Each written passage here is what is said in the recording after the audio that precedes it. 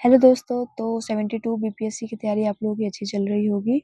आशा करती हूँ यही हो रहा होगा। अगर नहीं हो रहा है, जो नए एस्पिरेंट हैं और उनको दिक्कत हो रहा है कि हम जो एग्ज़ाम के लिए बेस्ट से बेस्ट नोट्स और बेस्ट से बेस्ट तरीका और कम समय में ज़्यादा मेहनत करके कैसे एग्ज़ाम में अच्छे मार्क्स ला सकते हैं और कैसे प्रीलिम्स को क्वालीफाई कर सकते हैं।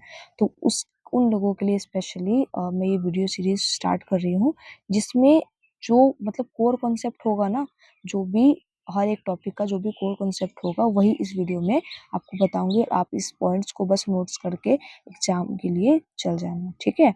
तो हम आज से स्टार्ट कर रहे हैं मौर्य वंश, ठीक है। तो मौर्य वंश का सबसे पहले संस्थापक कौन थे? चंद्रगुप्त मौर्य। इस वंश के संस्थापक चंद्रगुप्त मौर्य ने चाणक्य कौटिल्य की सहायता से लगभग 321 से 323 ईसा पूर्व में की थी। चंद्रगुप्त मौर्य ने ही मौर्य वंश की स्थापना की थी, ठीक है। किसकी सहायता से? चंद्रगुप्त मौर्य ने चाणक्य की सहायता से मौर्य वंश की स्थापना की थी। चंद्रगुप्त मौर्य ने नंद वंश के अंतिम शासक धनानंद को पराजित कर मौर्य साम्राज्य की स्थापना की थी। देखिए, इससे पहले मौर्य वंश से पहले और भी बहुत सारे जो वंश हैं वो हैं हर्यक वंश, शिशुनाग वंश, उसके बाद जो लास्ट में नंद वंश। तो ये सारे वंश थे, इनके बारे में डिटेल वीडियो में इसके बाद बनाऊंगी, ठीक है। तो अभी बस इतना जानिए कि चंद्रगुप्त मौर्य ने नंद वंश के अंतिम शासक धनानंद को पराजित करके मौर्य वंश की स्थापना की थी, ठीक। कैसे स्थापना की थी? अंतिम शासक धनानंद को पराजित करके मौर्य वंश की स्थापना कर दी थी, ठीक है। इसको हमको पता, इस चीज का हमको पता कैसे लगता है? तो उसके कोई ना कोई तो सोर्स होगा। तो यहाँ पे मेन तो 3 सोर्स है, ये तीनों बुक के नाम है, ठीक है। और कुछ एक अशोक के जो अभिलेख हैं, जो ये हमें आसपास में देखने को मिलता है, और बहुत सारे इसके बारे में डिटेल है। तो अभी हम इसके स्रोत को जानेंगे। सबसे पहला है मुद्रा राक्षस। मुद्रा राक्षस को किसने लिखा है? विशाख दत्त ने लिखा है। इनके द्वारा लिखी गई एक संस्कृत नाटक है, जिसमें चंद्रगुप्त मौर्य की राज्य प्राप्ति और नंद वंश का पतन के बारे में वर्णन किया गया है, ठीक है। दूसरा स्रोत है अर्थशास्त्र। ये किसने लिखा है? कौटिल्य, वही चाणक्य ने, ठीक है। इनके द्वारा रचित जो एक बुक है उसका नाम है अर्थशास्त्र। ये अर्थशास्त्र के अंदर में इकोनॉमी के बारे में नहीं है। इस अर्थशास्त्र के बारे में इस बुक के अंदर में राजनीति, प्रशासनिक नीति, इस सब के बारे में है, ठीक है। तो इसमें राज्य प्रशासन, कूटनीति, अर्थव्यवस्था पर जो व्यापक एक ग्रंथ है। कौन सा? अर्थशास्त्र। किसने लिखा है? कौटिल्य ने, ठीक है। तीसरा जो मेन है वो है इंडिका। इंडिका को किसने लिखा है? मेगास्थनीज ने। मेगास्थनीज कौन था? एक यूनानी राजदूत था, जो कि चंद्रगुप्त की जो पत्नी थी है हेलिना, उनके साथ में एक आया था, ठीक है। उनके साथ में आया था, जो सेल्यूकस निकोटर ने मेगास्थनीज को हेलिना के साथ में मगध साम्राज्य में भेजा था, ठीक है। अब तो मेगास्थनीज द्वारा ये बुक लिखी गई है। कौन सी? इंडिका। और पाट इसमें किसके वर्णन है? उन्होंने किसका वर्णन किया हुआ है? तो इसमें उन्होंने पाटलिपुत्र के प्रशासन, सामाजिक व जातियों का वर्णन किया हुआ है, ठीक है। इसमें उन्होंने कि पाटलिपुत्र का प्रशासन कैसा था, पाटलिपुत्र साम्राज्य कैसा था, उसके बारे में मेगास्थनीज ने इंडिका में बताया हुआ है। और वहाँ का समाज कैसा था, वहाँ पे कितनी जातियां थी, उसका वर्गीकरण भी इस बुक में मेगास्थनीज ने बताया हुआ है, ठीक है। लास्ट हम बात करते हैं यहाँ पे अशोक के अभिलेख के बारे में। तो अशोक का जो अभिलेख है, उनसे हमें पता लगता है कि जो मौर्य वंश था, कैसे?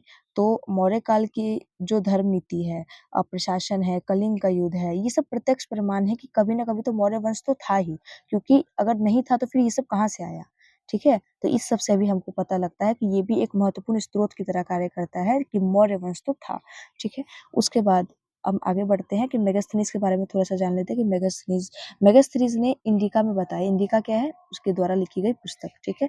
मेगास्थनीज ने इंडिका में बताया कि चंद्रगुप्त मौर्य के प्रशासन में 6 समितियां थी, और प्रत्येक में 5 सदस्य थे। मतलब 6 समिति थी, ठीक है। और प्रत्येक में, हर एक समिति में 5 सदस्य थे, टोटल 30 सदस्य।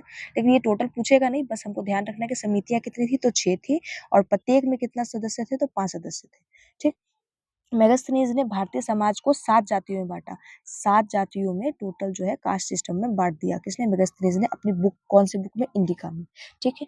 अब चंद्रगुप्त मौर्य के बारे में और सेल्यूकस निकोटर के बारे में हम यहाँ पे जानेंगे। तो 305 ईसा पूर्व में सिकंदर के उत्तराधिकारी सेल्यूकस निकोटर, सिकंदर के उत्तराधिकारी, सिकंदर जब लड़ने आया था, तो जब जब उसकी मृत्यु हो गई थी तो उसके बाद में सिकंदर के सेना की तरफ से कौन लड़ा था? उसका सेनापति, उस सेनापति का नाम था सेल्यूकस निकोटर, ठीक है? यही जो है ये भारत में आक्रमण करने आया था, ठीक है? तो जब भारत पर आक्रमण किया इसने तो चंद्रगुप्त मौर्य ने उसे क्या कर दिया? पराजित कर दिया। दोनों के बीच में युद्ध हुआ, सेल्यूकस निकोटर और चंद्रगुप्त मौर्य दोनों के बीच में युद्ध हुआ और कौन जीत गया? चंद्रगुप्त मौर्य जो है वो जीत गए, ठीक है? अब जब जीतने के बाद में तो फिर दोनों के बीच में शर्त हुई। शर्त क्या हुई? तो जब ये हारे हैं सेल्यूकस निकोटर तो इनको तो कुछ ना कुछ देना पड़ेगा ना इनको। तो इन्होंने इसको क्या-क्या दिया? सेल्यूकस निकोटर ने चंद्रगुप्त मौर्य को हेरात और अर्कोसिया, कंधार, जुडोसिया, बलूचिस्तान और क्या दिया? पेरपोज, सेडिया, काबुल, ठीक है? अब जब सेल्यूकस निकोटर ने चंद्रगुप्त मौर्य को इतना कुछ दिया तो चंद्रगुप्त निकोटर ने भी उनको बदले में 500 हाथी का भेंट दे दिया, मतलब कि क्योंकि मगध साम्राज्य में हाथी ये सब बहुत सारा था ना, तो इन्होंने उनको एज अ गिफ्ट 500 हाथी का भेंट इन्होंने दे दिया। किसने? चंद्रगुप्त मौर्य ने सेल्यूकस निकोटर को, ठीक है? अब देने के पीछे कोई तो रीजन होगा। रीजन यही था कि सेल्यूकस निकोटर की जो शादी है वो सेल्यूकस निकोटर ने अपनी पुत्री हेलेना की शादी जो है चंद्रगुप्त मौर्य से करवा दी थी, ठीक है?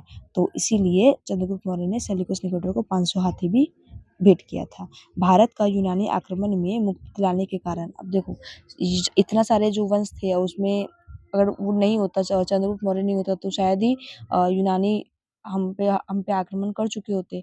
तो इन्होंने ही हमको मतलब भारत को यूनानी आक्रमण से बचाया है। तो जब चंद्रगुप्त मौर्य ने अ, भारत को यूनानी आक्रमण से बचाया तो इसीलिए भारत का उनको मुक्तिदाता कहा जाता है। भारत का मुक्तिदाता क्वेश्चन अगर आ सकता है कि भारत का मुक्तिदाता किसे कहा जाता है? तो भारत का मुक्तिदाता चंद्रगुप्त मौर्य को कहा जाता है, ठीक है? उसके बाद में सेल्यूकस ने अपने राजदूत मेगास्थनीज को मौर्य दरबार में भेजा। वही राजदूत मेगास्थनीज जिन्होंने कौन सी बुक लिखी? इंडिका, ठीक है? ये इनकी पुत्री हेलेना के साथ में मेगास्थनीज कहाँ आए थे? भारत आए थे, मगध में आए थे, ठीक है? उसके बाद में चंद्रगुप्त मौर्य का साम्राज्य पश्चिमी उत्तर मतलब साम्राज्य विस्तार के बारे में कि उनका साम्राज्य कहाँ से कहाँ तक फैला हुआ था। चंद्रगुप्त मौर्य का जो साम्राज्य था वो हिंदकुश पर्वत से कहाँ पे? उत्तर में हिंदकुश पर्वत, ठीक है? वहाँ से लेके दक्षिण में कर्नाटक तक उनका जो साम्राज्य था फैला हुआ था। पूरा लगभग लगभग पूरा भारत ही उनका जो था ना, कुछ राज्यों को छोड़ के पूरा भारत चंद्रगुप्त मौर्य का साम्राज्य के अंदर में आता था। जीवन के अंतिम काल में जब चंद्रगुप्त मौर्य का जीवन का अंतिम काल आया तो उसमें उन्होंने क्या किया? जैन धर्म गुरु जो थे ना भद्रबाहु, उनसे दीक्षा ली, मतलब कि जैन धर्म लास्ट में अपना लिया। किसने? चंद्रगुप्त मौर्य ने। और अशोक ने कौन सा अपनाया था? बौद्ध धर्म। तो वो अशोक जब पढ़ेंगे तब बता दिया जाएगा। तो चंद्रगुप्त मौर्य ने कहा अंतिम काल में जैन धर्म अपनाया। गुरु का नाम क्या था? भद्रबाहु, ठीक? अब चंद्रगुप्त मौर्य ने कहाँ पे? तो श्रवणबेलगोला कहाँ पे पड़ता है? ये कर्नाटक में, अभी का वर्तमान कर्नाटक में। वहां पर चंद्रगिरी पहाड़ी पर संलेखना विधि कौन सा होता है? कि मतलब कि उपवास करना, ठीक है? उपवास से देह त्याग दिया उन्होंने, ठीक? और इसी विधि से उनका जो देह त्याग यानी कि उनका जो प्राण है वो चला गए, ठीक है? तो उन्होंने अपना देह त्याग दिया। तो यही था मौर्य साम्राज्य। मौर्य साम्राज्य में चंद्रगुप्त मौर्य। इसके बाद हम अगले वीडियो में बिंदुसार के बारे में पढ़ेंगे। और ये अगर नोट्स आप लेना चाहते हैं तो आप हमसे टेलीग्राम पे संपर्क कर सकते हैं, ठीक है?